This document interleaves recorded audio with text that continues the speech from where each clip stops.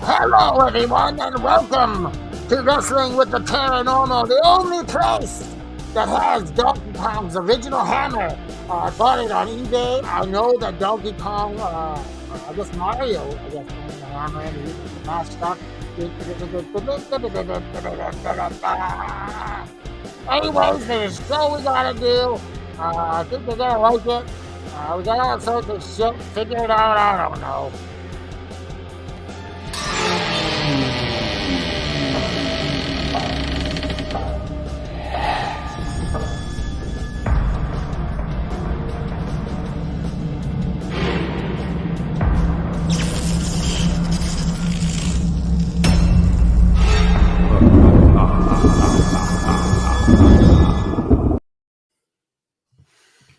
Hey everyone, what is going on? It's the man with the plan with a bionic arm. I am one of your hosts. I'm Canada Dry. And of course, I'm the magician, Liam Wakelin, and I'm excited. The only paranormal podcast made for wrestling fans by wrestling fans. That's right. And we got a stacked show for you today. It's like stacked. It's like, you know when you get a hamburger? Yep. And it's got like one patty on it, and you're like, you know what, that's good. But then more? But then you're like, wait a second. What if I added another patty to it? You're like, hold on a sec. Hold the phone. What if I put like 5 more patties on? You got this burger. Like, imagine. That's what our show was like today. It's stacked to the top with beef. Big, juicy beef. It is. Yeah, so we were expecting George Penning, but I don't know where he is. It may appear. We do not know yet. So with that said, let's see who's watching. No one's watching right now. I thought someone was going to say hi, but so far no one's going to say hi. So it's just me and you today at the minute. Yeah, like it's feeling cold and lonely in here right now. But I got the Monster Reserve white pineapple. Ooh, nice flavor. Any good? I'm liking this. I'm liking the. I don't like it as much as the original. There we go. It's a good friend, Joseph Graham. What up? Now, Joseph, if you've watched the show before, you know that we got loads of stuff to talk about today. So, I wish that your name was on this account too, because I would love for you to control some of this stuff.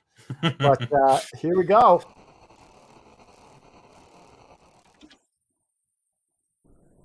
And we're Wow, we're going round the effing galaxy. Are you excited? Because I am.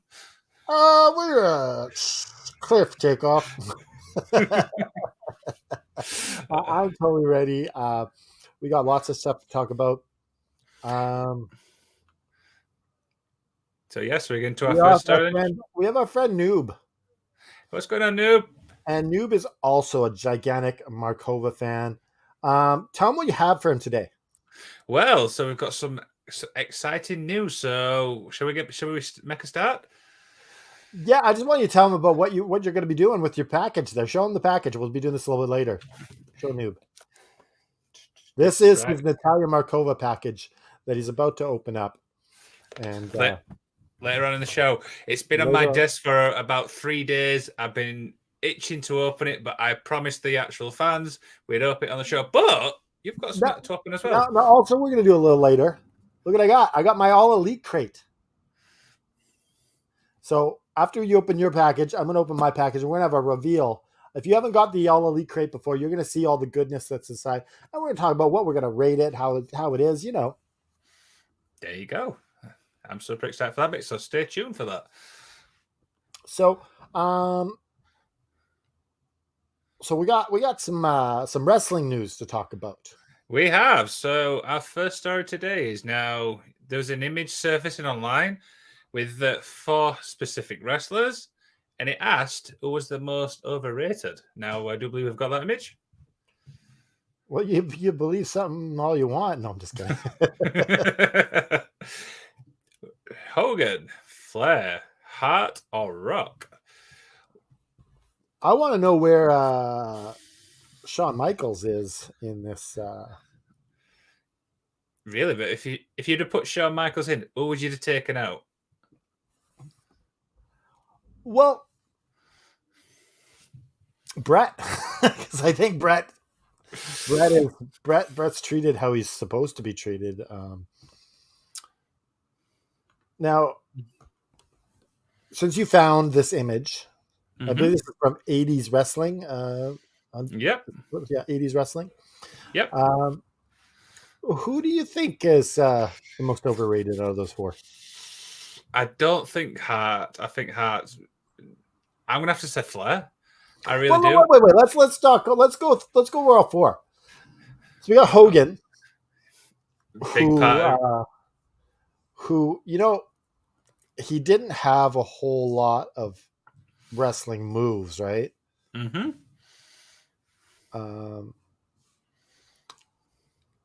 So as far as like talent goes as a wrestler, I think he was a bit overrated there. But without Hogan, you don't. He's definitely a foundational piece to wrestling. What are your thoughts on Ric Flair? I mean, dirtiest player in the game. I mean, that's his nickname for no reason whatsoever. But yeah, no reason whatsoever. I'm just trying to. I don't know. It's just his nickname. But for me, Flair, I think it was a good personal way around. But I do think that he was overrated. I think his promos were a little bit over the top, from my personal opinion. Anyway, what about you? I actually like his promos. I think as far as promos go, I think Ric Flair is probably one of the better ones out there. Noob goes, I like Noob's comments. Obviously, it's Ric Flair because everyone hates his daughter to this day. I don't know how his daughter plays into this, but I mean, now you've said that. Yeah, I think like I didn't really like Ric Flair as a wrestler. Mm-hmm. I think he was a bit cartoonish.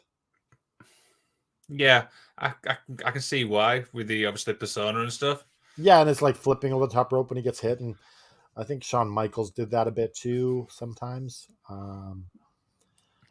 What about we pretty much, we're not going to include Bret Hart in this just because he's just we all love, everyone loves Bret Hart, so I don't. I'm going to go out on a limb here, and I think he's underrated. Wow. I feel like everybody talks about Hogan, Flair, The Rock, but I don't think he actually gets the recognition he deserves, in my honest opinion. Well, I think he's getting more these days. I think with like those tribute kind of matches, and just like I think he's getting the respect now more. Yeah. Than ever. Sorry, my camera keeps on cutting off on me here. You'll hear me. So I'll just get you. I'll get you quickly to talk about what you think of The Rock while I put the camera back together. No worries. I mean, The Rock is probably one of the biggest names all the way around. The guy was absolutely brilliant on the mic. Bit of a show off in the ring. I don't think his finishes were the best. I mean, a lot of people can debunk them as much as they want, but I would say it was. I don't say it was overrated, but I think it's like borderline, for my opinion. Now, The Rock, I think, is more known for his mic work. Like he cuts up one hell of a promo. Joseph goes out of the 4 hour. He's going to go with Hogan. Wow, interesting. So, now we've obviously spoke about all four. What's the final decision? Who do we say is the most overrated? Well, you also got to look at how far someone is rated, right? Mm-hmm. Like people have described Ric Flair as the greatest wrestler to ever put on a pair of boots, and I don't think that's true. No. I think Flair, like, because he's so highly rated, I feel that he is the most overrated. I think with this like debate here, it all depends who you ask. If you're asking my opinion, I'm going to say Flair's overrated. If we're So you asking, agree? We got some telepathy going on here, back and forth, right? Absolutely. We've been doing this show for long enough, so we're kind of getting that connection a little bit here. You know Kenny in the AFW. Yes. So me and Kenny, we would have something weird going on with us. So we'd just be chatting in the AFW chat, and we would all of a sudden ask each other, "What am I eating?" And the other one would be able to tell the other person what they're eating, and they would be like within like really close. Or what am I drinking? And like, how did you know I was drinking that? Like, we had some weird telepathy going on there with our foods. It didn't always work, but it happened quite a bit where we were like, wow. For actually figure out. Yeah. We got some psychic sandwich abilities. Okay, moving on. What do we got next? So I was surfing through the internet, as you do. Do you know what I mean? Looking for some stuff, and I came across a comment made by somebody known as Jim Cornette. I've heard of this guy. Yeah, apparently he's a nice guy, apparently. But he obviously on the latest podcast, I can't quite remember what the podcast was called, he named who he thought was the worst wrestler who made it big. Now, obviously, I'm going to throw this question to you. Who do you think is the quickly on this by Noob? I said, I like Ric Flair. His character is cartoony. Even on the podcast, he defended Asuka's character, and I liked how he respects her, but their characters are too cartoony. Yes, I agree. I kind of agree with that. So, yes, I'm going to throw this question to you, actually. Who is the worst wrestler, from your opinion, who made it big? So who did Cornette say? He said it was the Ultimate Warrior. Oh, interesting.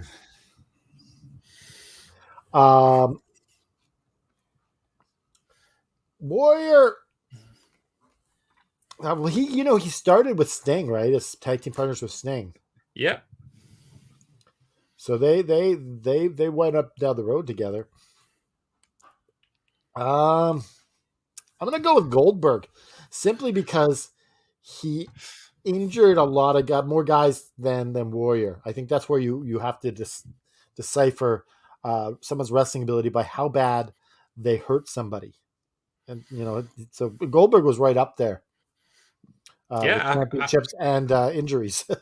Yeah, I kind of agree with the Goldberg one, but I think leading back to the Ultimate Warrior thing, thinking about it now, can we think of anything he did like which we'll actually remember as a fan? I mean, the entrance was great, but what about moments from the Warrior? I don't know. I think that match with Hogan, I watched it about a year ago back. I watched it on YouTube. Mm-hmm. And I was like, this is entertaining. I liked it. I thought I enjoyed watching that match. And I don't think I ever liked any Goldberg matches. That's what I said. I didn't. Yeah, I agree with the Goldberg one. I feel like. So are you going with Goldberg? You going with Warrior or someone else? I'm gonna have to stick with Goldberg. I think you justifiably said there. Obviously, from injuries, I think that speaks for itself. So, yeah, I'm gonna. Personally, me like injuring Bret Hart. That's like you're Bret's enemy. You're my enemy. I like that Joseph named a few. Great Khali, Glacier, Ryback. The thing is with Ryback, he had so much potential, but I just feel like it just got dethroned, in my opinion. Yeah, it was really quick, that match. He didn't really have to do much, right? He just it's over. Oh dear. Goldberg. Glacier has been mentioned a few times. Ultimate Warrior, safe by Noob. Sure. Here's the thing about Glacier. Glacier didn't make it big.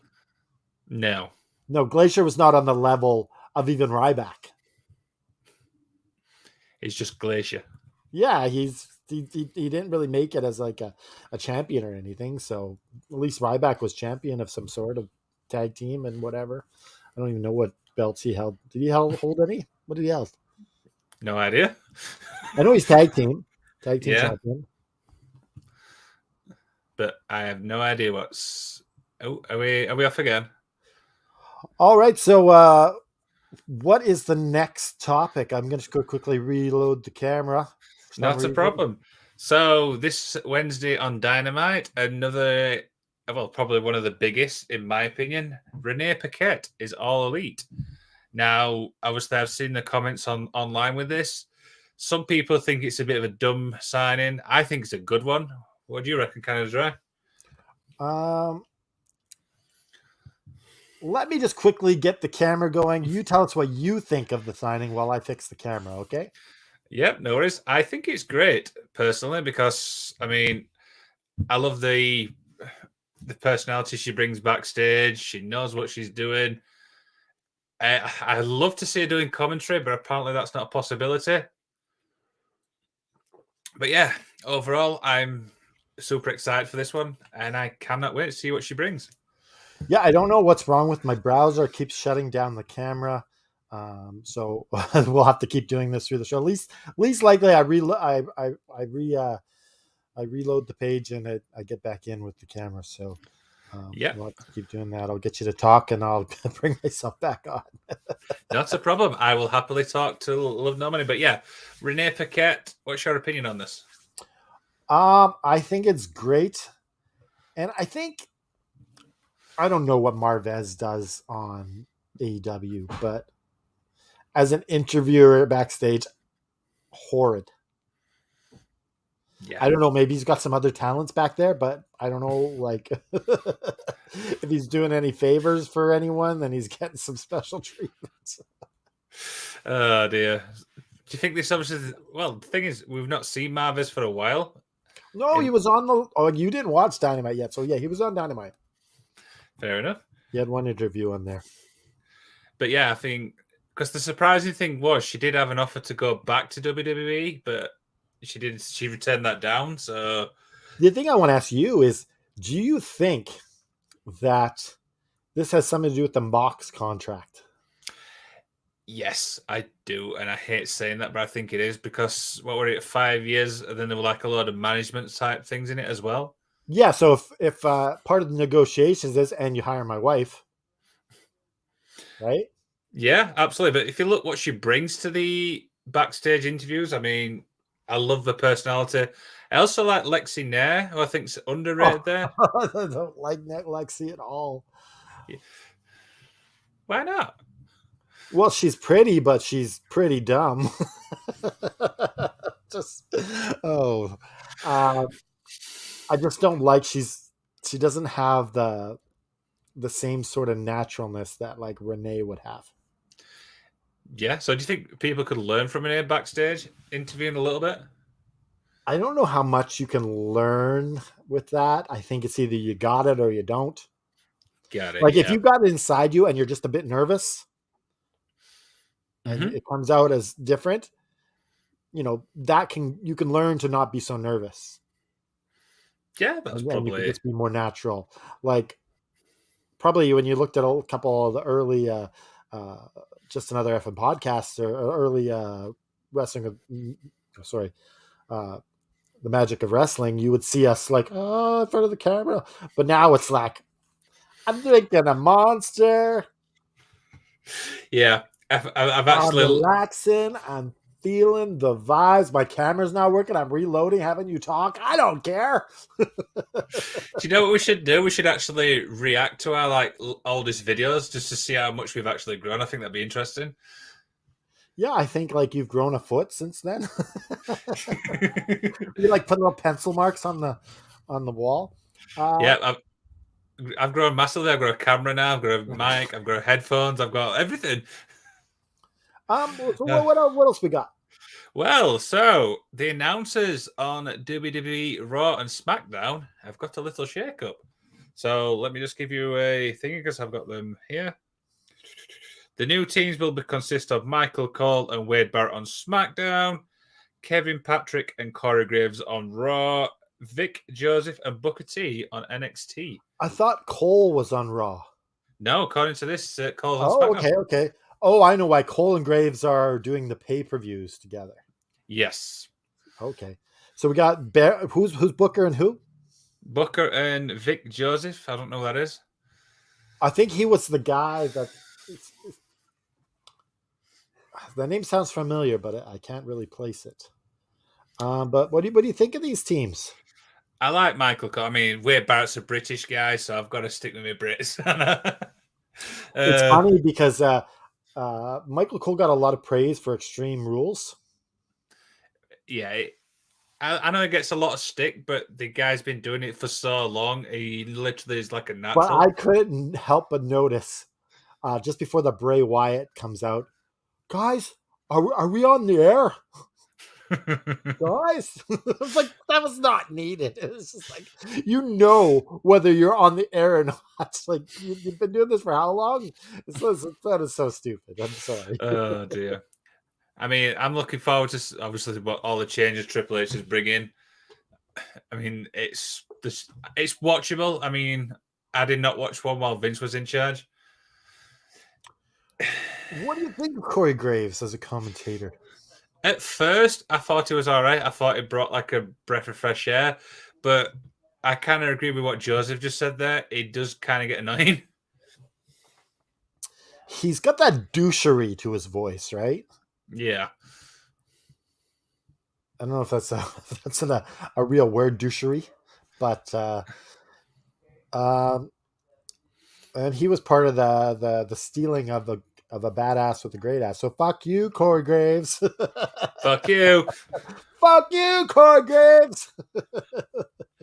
Oh dear, but yeah, I mean, Cole and Barrett, I think that's going to be an interesting one because I've actually heard his commentary, Wade's, and it is pretty good.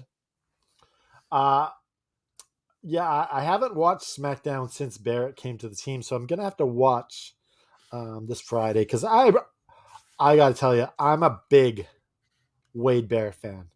I loved him, especially Bad News Barrett.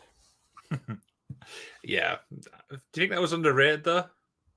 Oh, absolutely. WWE screwed up big time by putting the crown on his head. He didn't need the crown. King Barrett was not needed. Bad News Barrett was where it was at, and they should have kept that going. It was such a short-lived gimmick, but it was so over. When something's over, this is a perfect example of Vince McMahon just not getting out of his own way. Yeah, I mean, I've actually got something from, is it SummerSlam what's just happened? I can't remember what pay-per-view it was. There's actually a match result out of that, which kind of annoyed me as a fan. Which one? Which is the last WWE pay-per-view? My brain just gone blank. The last one for Barrett? No, the last pay-per-view. What's the last pay-per-view for WWE? Extreme Rules. There's a match in that where the result kind of annoyed me as a fan. Which one? Liv Morgan. Yeah. It pissed me off. It got to a point where I literally turned my phone off. Yeah, you're a big Liv Morgan fan. No, yes, I love Liv Morgan, but I feel like they've took the title off her too soon. I mean, look at the crowd reactions. Yeah, but you knew that she was gonna lose because it's Ronda Rousey. They're paying her so much money compared to what they're paying Liv. So you got to put the belt on the one who. Yeah, I get that, but then let her lose it like a couple of pay-per-views down the line. Don't lose it on your first title defense on pay-per-view. Well, she won SummerSlam. Oh, second one then. Yeah. See, I need to go to bed. Oh dear. In the words of a certain someone, Vince McMahon's a millionaire who should have been a billionaire. True, wise words. Who said that? Is this a Mandela effect where it's things called good? What else we got? That's it. That wraps up our obviously. No. We got something else. Remember? Oh yes. We have the AEW. Who would you add to the AEW announce team? Yes, I've completely forgot about this one. Who would I add? I'm trying to think. I can imagine. I thought you'd be ready, but you forgot about the whole part. Who would I put? You want me to go while you think? I'd put Wade Barrett in it, to be honest.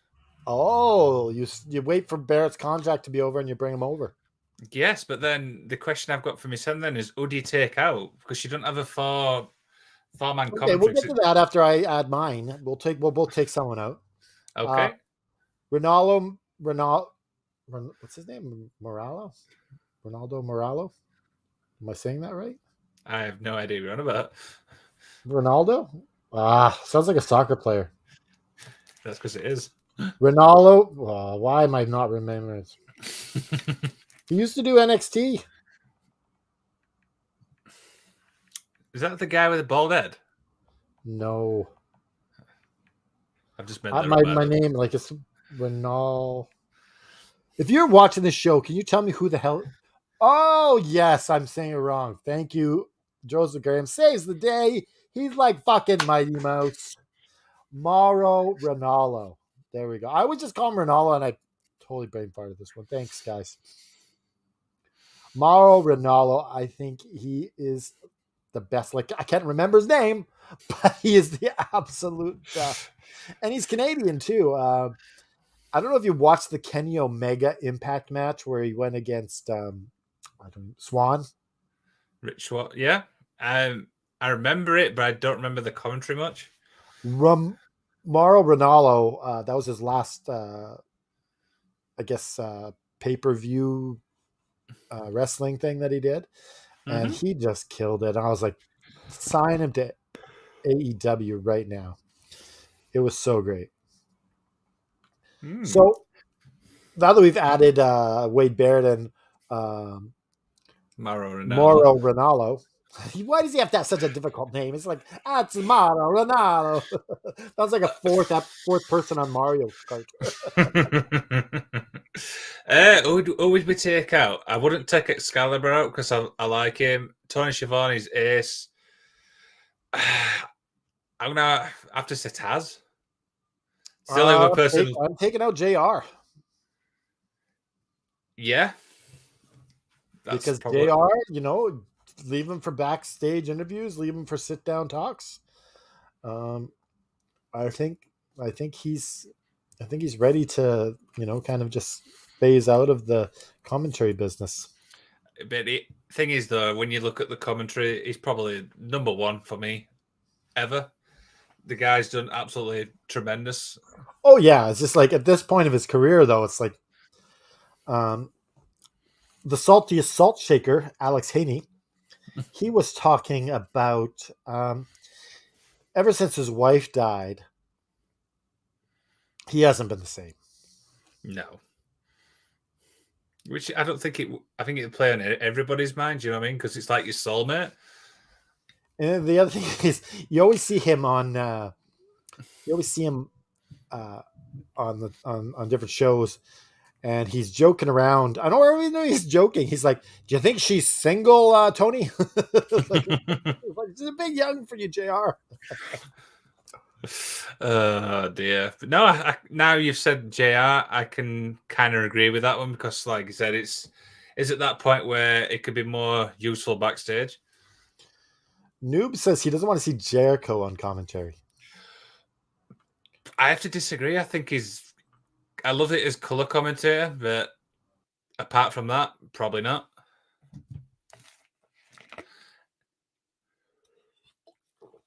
Who else is there though, really? I mean, that's pretty much sums the commentary up, to be honest. I mean, I just had to quickly do it. I just didn't want to talk. I just quickly did it. Let you finish up talking. So, yeah, I think that concludes it. Since we don't have a Bull or Truth today, we'll skip that this week. Yeah, we'll find out what's happening with Has he been abducted finally? Maybe they abducted George Penning, and maybe that's why something's going on with my camera. Maybe this is a paranormal thing. Could be. Stay tuned on that story. We'll maybe reporting it next week. So what we got next? What are we moving on to? We are moving on to the new segment, which is obviously something we've added. Let's open the vault. Ooh, the vault. This should be good. It looks like it's time to open up the vault. Do you know the combination?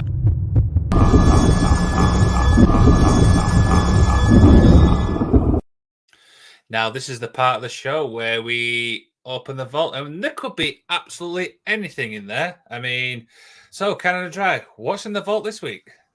Let me take a look. Looking through the vault here. We got some lost and found items. I think we'll leave those in there. A pair of gym shorts. Are those yours? No, not mine. Nothing to do with me. I don't know who left those there. And a pair of sunglasses with one of the lenses out. Oh, that's where they went. But I do have this as well.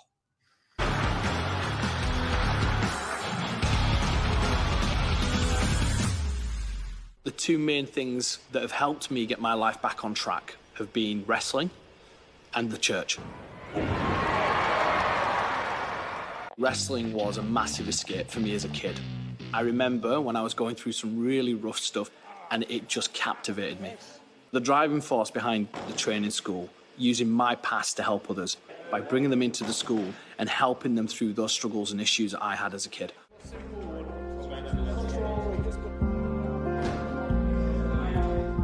I was suffering from severe depression from the ages of 14 to 22, with various bouts thereafter. It was really bad. Aha! Get a go! It's well the camaraderie, it's the teamwork. Like, I made friends here. I don't make friends easily.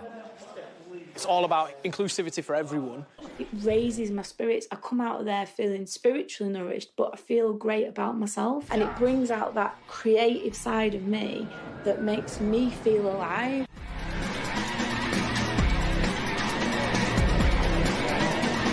If I can get on stage as a depressed, obese, middle-aged man and still put on a cracking show, you can do what you want to. This is Raw!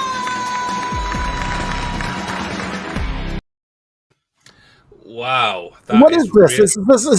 Is this some sort of church or something? Yes. So the backstory to this is the guy who obviously did the introduction. It was going down a dark path, which some people do, and then the two passions he actually had was wrestling and church. So he had this idea of why not combine them two. So now this is a school where you can actually go to church and wrestle. I've never, ever heard anything like this. Oh, man, that church looks banging. Church gets a bad name sometimes. It's like boring. Like, would you go to that church? Oh, yes. I'd definitely go. It's actually only an hour away from me, I wonder if maybe you should go and get some videos and see if you can maybe get us, I don't know, maybe an interview with someone. I don't know. It's funny you said that because one of their shows is actually on YouTube, so you can go watch it. Yeah, it's interesting. I think that's a very positive thing. Like, if like, and I feel that's it's very what effing wrestling is about. At the end of our shows, we always have just keep fighting, and the middle finger logos we have is actually giving the middle finger to depression, things that hold you back from your dreams, and it's very in line with what we believe in here at effing wrestling, is that we want everyone to just keep fighting and scrape for what you want, and never let depression win. Because it's a bastard, and it's a really powerful message. It's GT Ministries if you guys want to check it out on YouTube. But yeah, the message on that is really powerful. Maybe we could do something like that. Maybe I could pastor a church like that, and we could teach people, hire people to wrestle, and maybe after wrestling ministries one day. What do you think? Maybe you could be the ref. Why don't I be the ref? Why can't I be the pastor? I am the patron saint. I do have my pastor's license, if you believe it or not. Oh, okay. I did not know that. But yeah, that's one of the most powerful videos I've seen. It's an amazing video, and I think you've said it best at the end there. Moving along in the vault, we have a couple more things that I, when we were watching that video, I found a couple more things in the vault. A couple pictures that were stuck to the side of the wall. And this is, let me just look this up quickly.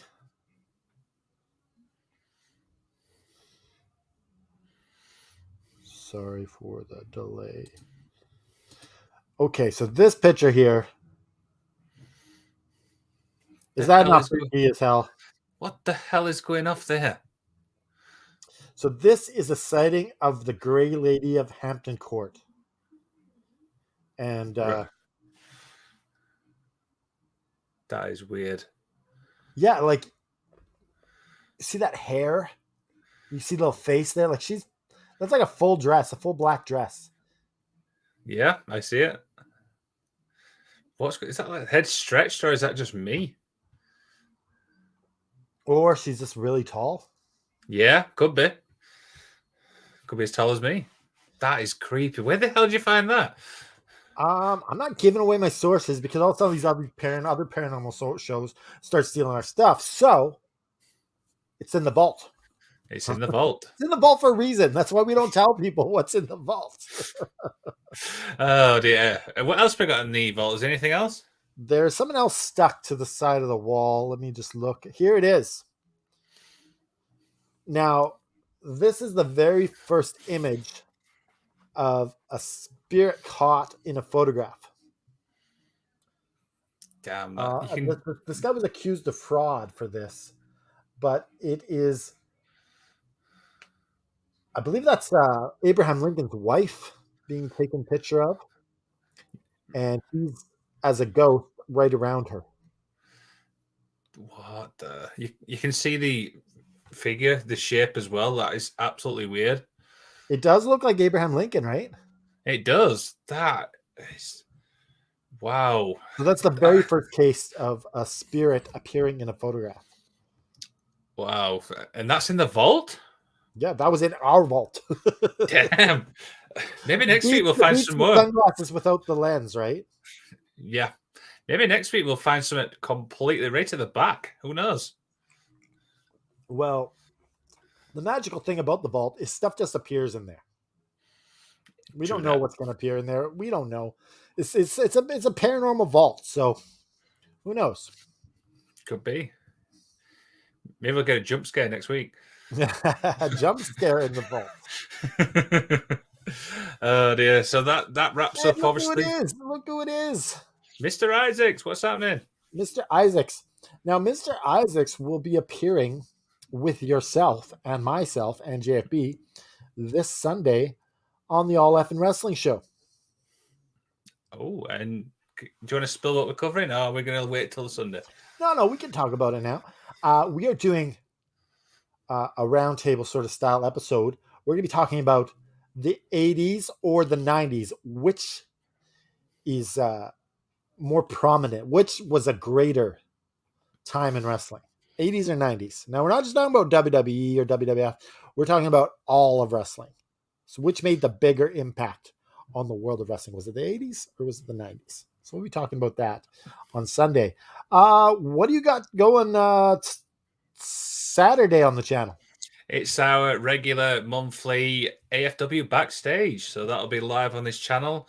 I'll be talking AFW Backstage. Who's on the show? We have Joseph Graham, who's obviously in the comments. We have Rob Gregg and myself. We're going to be looking at our accolades, get these guys' opinions on stuff in the community. And yeah, I'm super excited to talk to these guys. So if someone else, do you have room for another person, or is it just that's all you got? We've got room for another person. Okay, so if you want to be on, if you're an AFW and you want to be on AFW Backstage tomorrow, contact Liam and let him know. Absolutely. This is, like I say, a regular monthly thing. So Mr. Isaacs, he's also known as the expert. He can't wait for a spirited discussion on the history of wrestling. Interesting. That's going to be. I want to know how he became the expert. Who tagged him with this? Do you know who tagged him with this? He just apparently is so full of knowledge that the gods gave him the thing as the It's expert. like, it's just this. Oh, I am the expert now. Oh dear, but no, he's super. He knows his stuff. Super privileged that he's on the network. And I'm just happy to have Mr. Isaacs here on the FN Wrestling channel, just being part of the FN Wrestling galaxy in everything, right? Absolutely. So it's that time, right? It's that time. We've got these two open up. All right, so we got the Natalia Markova. Oh. He knighted you, the expert, Sir Expert. Sir Expert. Yeah, so I've got my Markova package. This has been here since Tuesday, I think it was. So I'll give you a bit of a short backstory. Obviously, Markova posted that she was wanted a signed picture. Get in touch. So obviously I reached out to her. And this is the package. It took a good couple of weeks because obviously I'm in the UK. And I'm super excited to see what picture we've got. So without further ado, let's get opening it up. This is where I'm going to struggle now for about 10 minutes.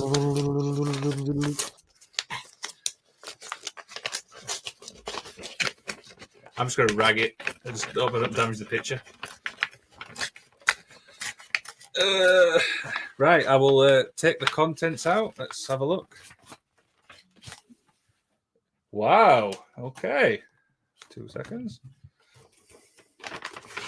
So we've got a Markova kiss card. I don't know if you can see that. Autographed? Is this autographed? Okay, is that the stats? Congratulations, you have received an exclusive trading card from Captain's Corner of Natalia Markova. Nice. So that's one thing. Now, that's the image. Oh, I like it. What does it say? It's to Liam. Much love, Natalia Markova. Nice. Can you see the rest of it? Can we see the rest of it? I can't really see it. There you go. You're wearing the skirt. Nice. Pop a buzzing. And I've got a nice little calf. Oh. I wasn't prepared for that. Oh, I had the loop on. I hate when I have the loop on. And I've got a nice little car freshener for my car. So that is cool. I like the air freshener. That is nice. So, I think it's got a sort of a pineapple coconut smell. It says coconut. It just says coconut. So nice. So obviously Markova may not see this show. She might not, but thank you so much for that. I'm super happy with that. So yeah. Well, I tagged her in the tweet that we're going to be opening it. So we'll see. Absolutely. So let's enough talking. Let's get into your little opening. Noob says that's very cool, Liam. It always is. It says nice, and that's how he's saying it. Nice. With emphasis on the E. Yeah, nice. All right, let's see what's in the. A lot of people buy these crates, right? I've been umming and ahhing for ages, so this is really going to be like a do or die thing for me. All right, so we'll just be opening it, and we're looking at them one by one, and I'll. Okay, so the first thing we have Samoa Joe. Samoa Joe t-shirt. I don't mind that shirt, actually. That is a cool shirt. All right. Next thing we have, and I really like this. The Jericho Appreciation Patch. Are you going to stitch it to anywhere?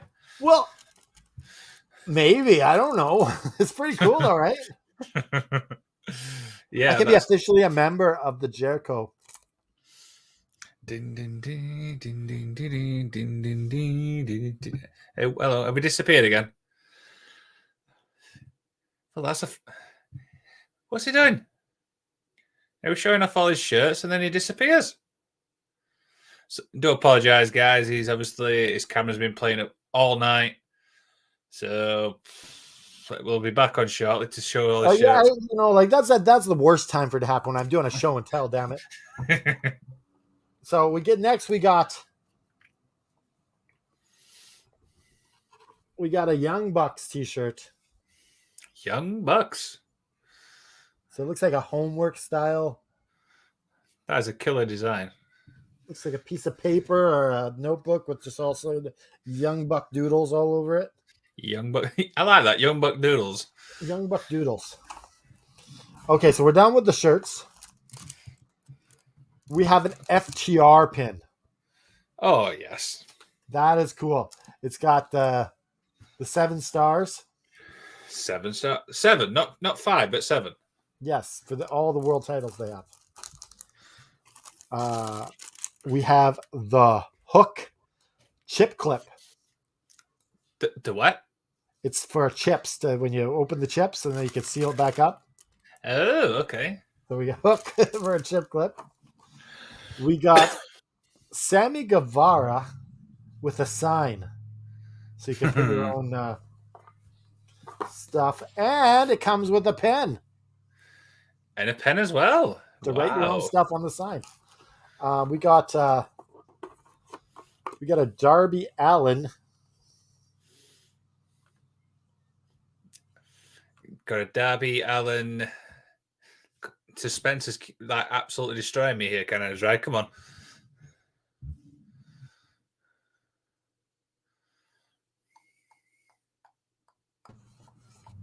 We got a Darby Allin. I guess it's a trick or treat bag. Trick or treat bag. That looks kind of cool. I like that. We got these posters. I guess it's Hangman Page and Omega Full Gear. Wow. I should remember that match as well. And then we got, let's see what autograph we got. We got Wow. Abaddon. Interesting. So, not one of my favorite All Elite crates. Is it worth its money though? Pardon me? Would you say it's worth its money?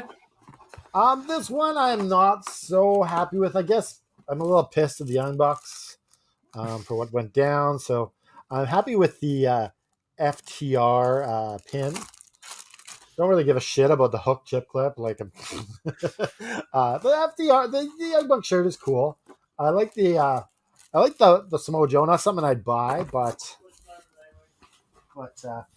yeah, I like the. I'm gonna put this up here. Add it to your little collection. Maybe not now. Yeah. So I think that concludes. Before I get kicked off the damn camera again. Can you believe we've been doing 48 minutes, and we still haven't done the main 48 hours to be like some paranormal loop or something. I don't know. Oh dear, we've Maybe been that's doing why this. the camera keeps on going up because it's hours, not minutes. Oh dear, we've been doing this 48 minutes, and we still haven't got to his main story yet. No, well, I guess we're gonna be going overtime on this show. So let's get into let's play the video for the main event.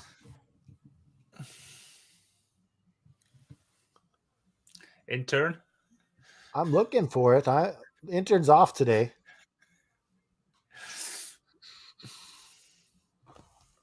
You know what?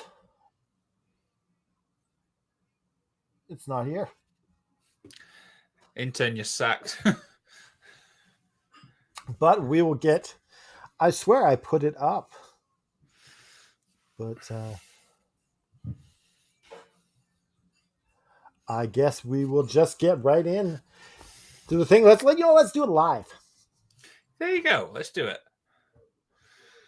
It's story time with Canada Dry, baby. And the magician, damn it. You're supposed to get ready for the Get magic. ready. Get ready for the magic. There we go. Oh my goodness. Where the hell is my notebook? Oh, I threw it on the floor.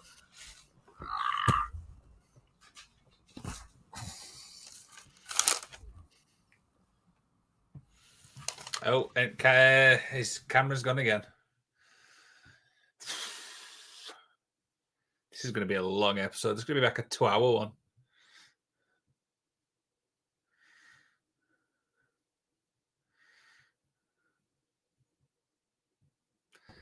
There we go. It's so easy to get back, right? It's only costing us a couple seconds, but still, so it's not smooth. It's not smooth at all. No. So we're going to get right into this. Now, Liam, what is it about lighthouses that are so creepy? I think it's the fact that just the way they're situated. It's like they're on middle of nowhere.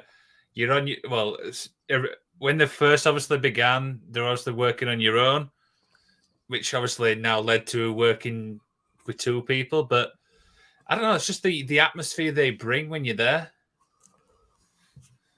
Yeah, I think it's a little bit of mental thing too. Like you're just in this area, no man's land. Like back then, you didn't have TV, you didn't have internet. I don't know if you even had phones at some point. Maybe they were just doing like sending out telegrams and shit. But yeah. So what we're gonna do is we're gonna tell a couple creepy stories each to conclude the episode. We're gonna talk about Tales from the Lighthouse. Now, our first story comes from a small lighthouse in Pembrokeshire. Now, do you know where Pembrokeshire is? I do not. It sounds like England. It probably is. There's parts of England I still don't know. So a lot of names in that little island of yours. So Pembrokeshire, and this is 1801, the winter of 1801. Crews of passing ships reported the lighthouse from Pembrokeshire was sending out emergency alerts to the passing ships. But the problem is, as the waves were so high and the winds were pushing the waves so high that the ships of the day could not make it to help the lighthouse person for like 2 or 3 weeks because the winter had to kind of die down. Mm-hmm. And when they so what happened was they were able to get to shore after this, but what was really going on for the emergency is there was 2 people in this lighthouse, and they'd been reported by different people of not getting along.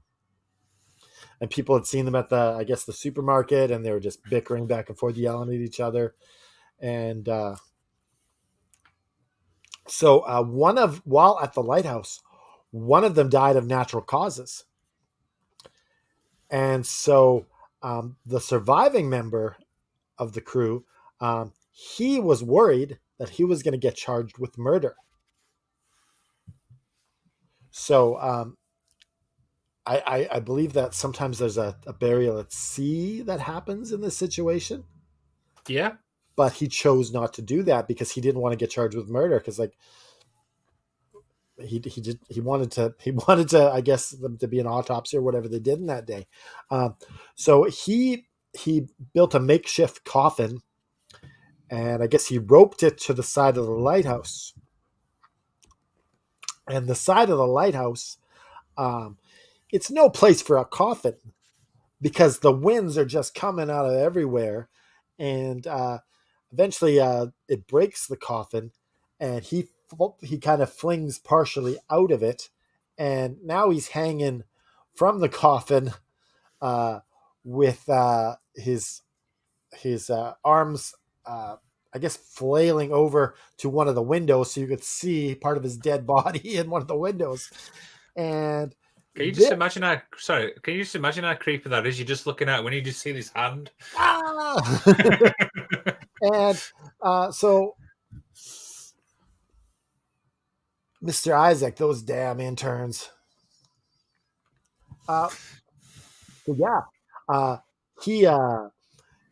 He starts going insane, and he thinks that his friend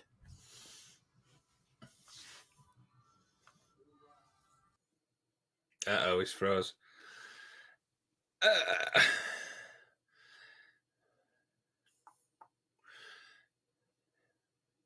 We'll try and get back on soon, guys. I do apologize for this. And that's how the story ends. No, I'm just fucking with you. Oh dear. Yeah, so he begins to think that his dead friend is calling to him to kill himself. And he starts going insane, and the authorities come and they kind of take him away from the situation, and it's just like it's really eerie.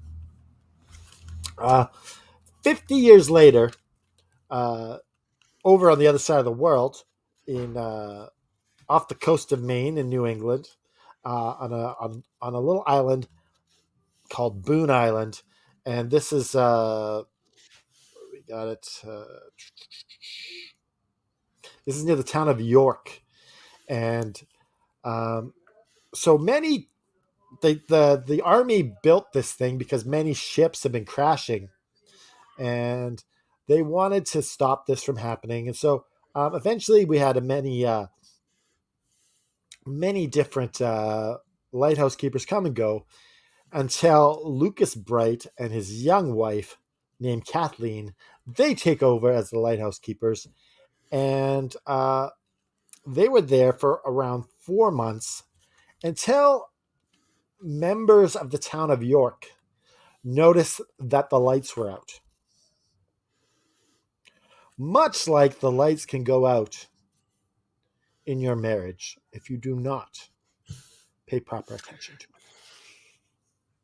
it. Maybe the lights went out in their marriage. Maybe that was symbolic, right?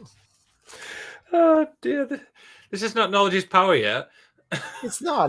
We're nowhere near knowledge is power. So when the authorities came to the lighthouse because they noticed the light was on, they needed that light on for the ships, right? So they were like, we got to get this light on. They found that the place was in shambles, and they found Kathleen dying at the bottom of the steps, and her frozen husband was on her lap. You know why? Because Kathleen was a cold-hearted. No. Don't finish that sentence. No, I was just another joke. But so the story goes like this: Kathleen and her husband were wondering if they had enough fuel for the lighthouse, enough oil for the lighthouse for the storm that was passing, and so Lucas went out to go check that. And while he was checking, a big unusual wave came and hit him and pulled him into the water. And so Kathleen came down and she dove in with a rope around her waist so she could get back on shore, and pulled her husband out. But it was a little too late. He was dead. And as much as she tried to resuscitate him, she couldn't. And she's grief stricken. She's cold. She's wet. She's freezing. And she's trying to, over the next couple of weeks, she's trying to keep the lighthouse going. But, with the sickness from the water and, she's trying to do everything. And maybe she doesn't even know how to run the lighthouse. Who knows? But so it turns out that years later, ships are going by and they see this ghostly woman standing in front of the lighthouse, and people think it might be Kathleen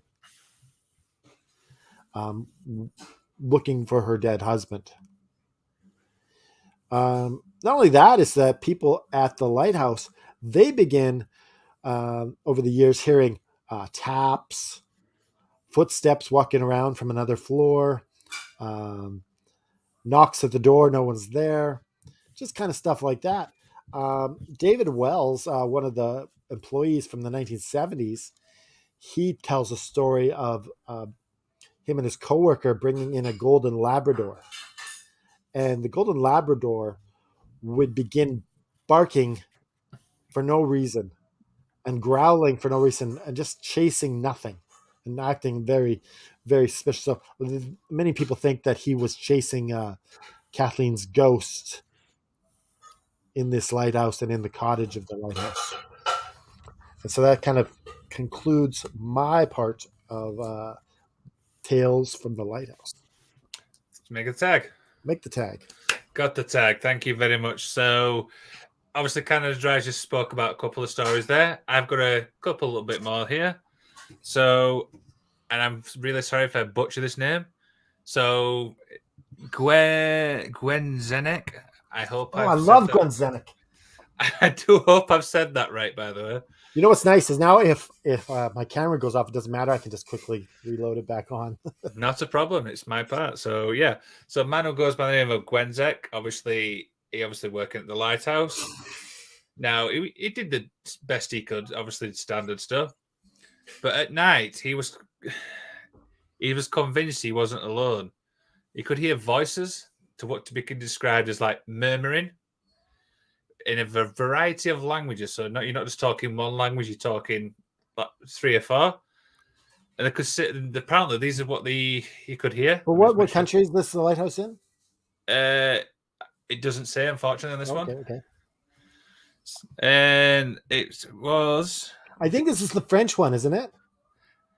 I think so. I can't quite remember if I remember that story right after mine was a French lighthouse.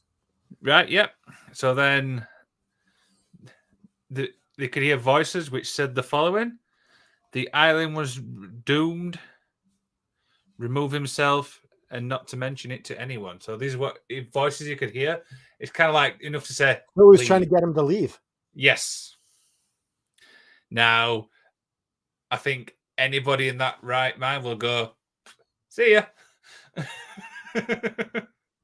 Oh, dear. Fast forward. Scooby-Doo. Scooby-Doo would stick it out for some Scooby snacks. Yeah, absolutely. But even then, I'm like, see ya. So we're going to go several weeks later. Obviously, his successor, Minau, was obviously, he was... The supply ship managed to find him waiting at the end of the pier. So he's like, there so soon, if you know what I mean. Oh, so he's waiting to get the hell out of there. Yep. Now, apparently, he freaked out so much. He literally, it was like a mental breakdown. He literally just lost the plot. Now, eventually, when it did calm down, he obviously repeated the same things, which was murmuring sounds, which I cannot imagine just like being in a room on your own and you can just hear murmuring sounds. It'd be really weird from my point of view. What do you reckon on that? Oh, so that's creepy. Yeah, absolutely. And so it would be like, at least if you could understand what is going on, it's just enough to be like, yeah, definitely. So because of all these stories was obviously happening with the lighthouse, the authorities made the decision to now double up on the lighthouse, which meant that at least 2 people had to now obviously stick it out. But there will But yet, we're going to fast forward 6 months later, where one keeper would be found dead in the lamp room. No, this is the French one still. Is this a new place? Yeah. Or the same one? No, this is still in the French one, yet.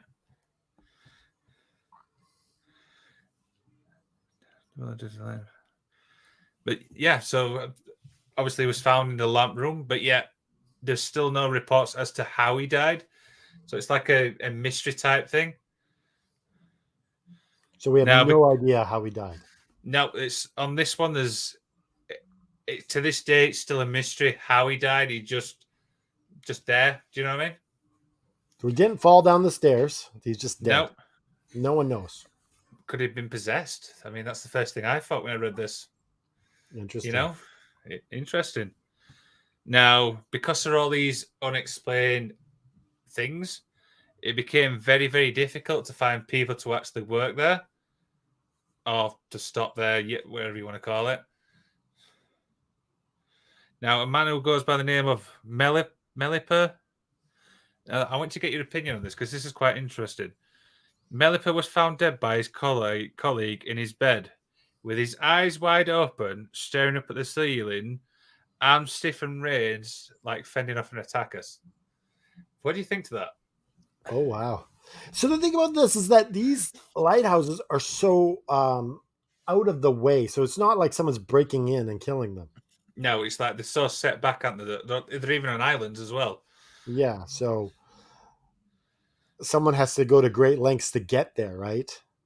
Yeah, absolutely. So we'll obviously get into theories later on, but that's the end of that story. So the next one I've got is a man who goes by the name of Rope Hearts reluctantly took up the position, but he wanted to be with his father there, so he's got a bit of company and stuff like that. Yeah.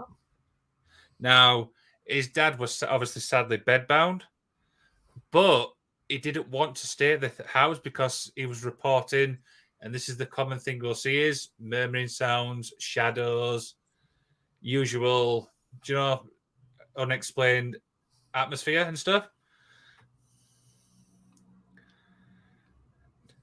Now, obviously, he told Robert Ruppert, have I said that right? Yeah. He obviously dismissed these stories after his father told him. But where do you know where this one is? Where this lighthouse is? This one, it doesn't say whether this is it. This is just like a tale from one of the lighthouses. Now, obviously, as I mentioned there, Rupert obviously dismissed these reports from his father. But one morning, his father woke up dead, apparently opened his own throat with a razor. So a suicide. Yeah, this seems like a suicide type thing. It's really, really weird. So like maybe demonic kind of get you to do it, get you to push your own buttons to kill yourself. Yeah, that's a big possibility. Now, because the reports got so strong, local magistrates agreed, obviously, for a priest to go and exorcise the island, so to try and rid it of all evil. Now, not surprisingly, this didn't work. Didn't work at all. So the only thing the priest managed to do was fix crosses at certain points on the island. Now, the good thing about this is the stories and stuff kind of like diminished, which meant that come 1910, the lighthouse it's called automated, where it's like closes down. So it's automated now or what? Yeah, so this one, come 1910, after obviously all this with the priest, it was automated, which now it's like closed down. So that's obviously one there. Now, I hope I said this next one right. Who the hell thinks of these names?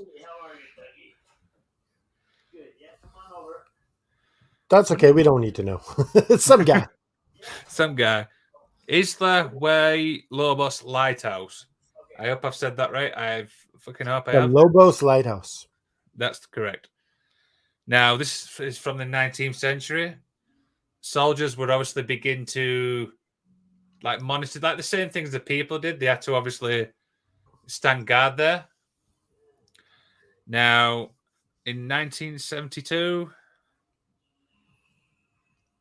Captain Francesca Cascuda obviously was one of the people who was obviously working there. Now, one of his jobs was to check the generator at 10 p.m. every night. So this is kind of like a routine type thing that they've got to actually check. Now, obviously, it went out. Now, this is probably the creepiest part of the story. As he walked out, he saw something above the generator thing.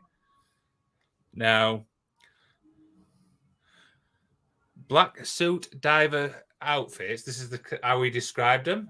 Like 3 people with elongated heads. See where I'm going with this slightly?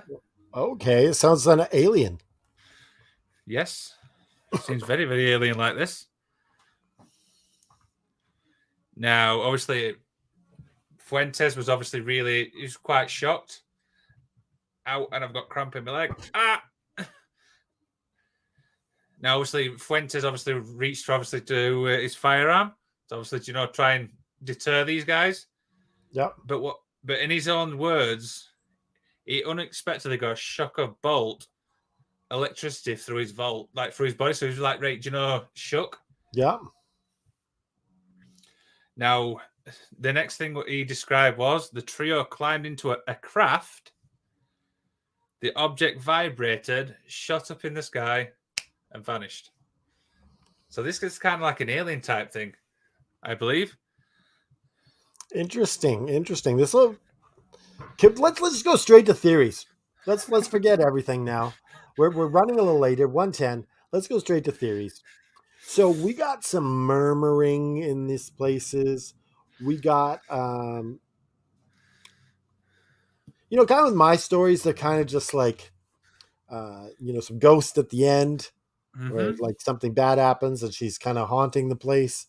The first story is just like the guy goes crazy because his buddy kills himself. He doesn't handle it properly. But with yours, we got some dark shit going on there. Yeah, so the second one, obviously with the 1972 one, I do think is basically described alien-like. You know about the ships. Yeah. But what I'm saying is those ones you're talking about, they're all kind of connected. They are. Like you got the murmuring in all of them. Yeah, you got shadows. And this goes right back to my theory that demons and aliens are the same thing. Do you know what? Based on this story we've covered, obviously, tonight, I do kind of believe that because I do think this is demonic. I feel like it's something that's playing mind tricks with people to a point where they're literally going crazy. Yeah, so like anything like... Oh, is his camera gone again? Yeah. What about you guys in the comments? You got any theories on this?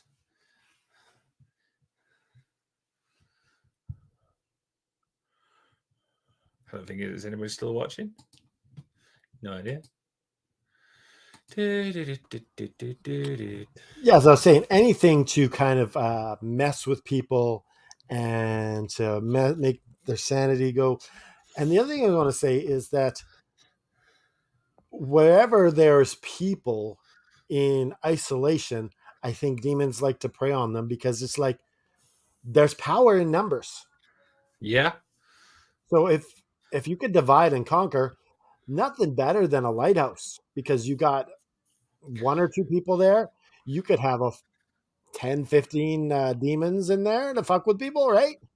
Plus, it's also confined as well, and it's not really like a massive space. Well, it's confined, and you don't have much help to come see you. Like, as you know, in my story, the guy took weeks to come help him. Yeah.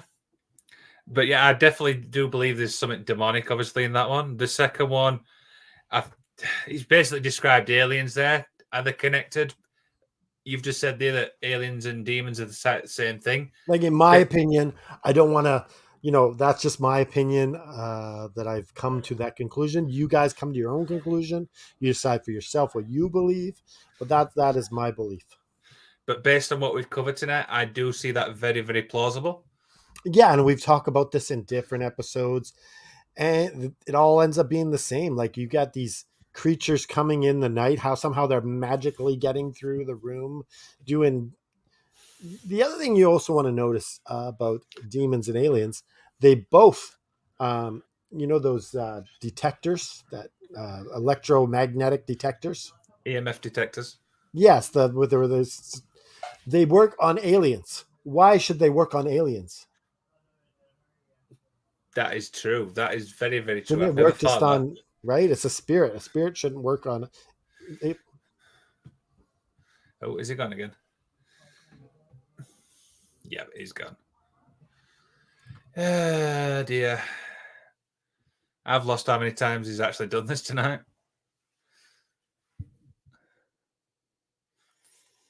But let's move on to our conclusion here. We always do it every show. What is it called? Knowledge is power.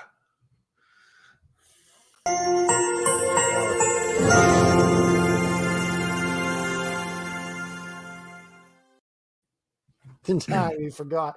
All right.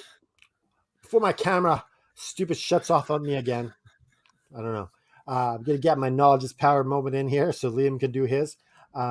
So if someone wants to give you a job, work at a lighthouse.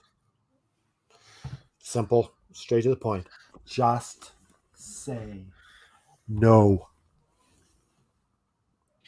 Knowledge is power. Knowledge is power. It really is. It's so powerful.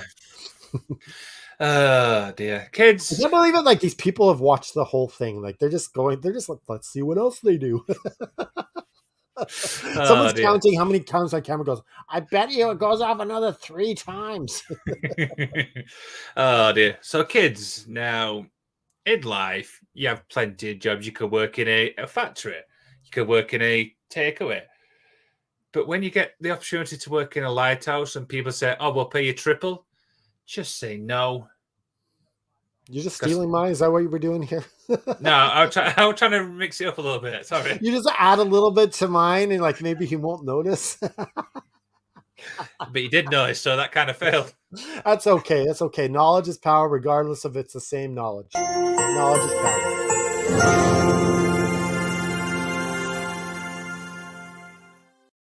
I mean, to be fair, your knowledge is power kind of cool. Yeah. So where can everyone, if I tell everyone where we can get the paranormal shirt, the F and Wrestling shirt in the background here. Awesome. Yep, absolutely. Tell them where they can get that. Tell them about our website. So you can head to fmwrestling.com. You can connect with us all there. Obviously, season 3 of AFW is underway. Everybody's more than welcome. I'm part of it. Canada Dry's part of it. Some of the guys in the comment are part of it. You can also head to prowrestlingtees.com/fmwrestling. Buy yourself a Wrestling with the Paranormal shirt, the Magic of Wrestling shirt, the All Effing Wrestling shirt. Plus, I'm sure we've got plenty more on there, haven't we, Canada Dry? Oh, yeah, we got loads. We got Adrian Adonis's store. We got Markova Army. We got everything. But on that note, remember to just... Oh, yeah. That's not the one I'm saying here. Remember, keep on wrestling with the paranormal.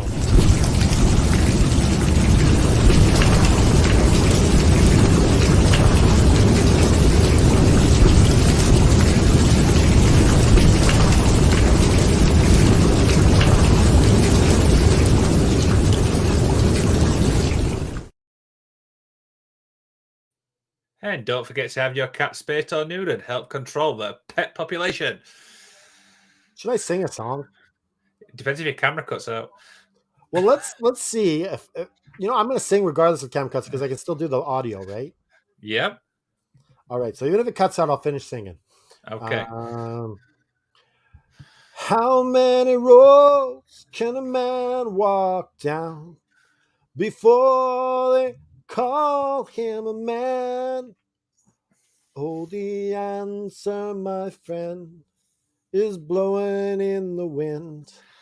The answer is blowing in the wind. And remember, just keep fighting.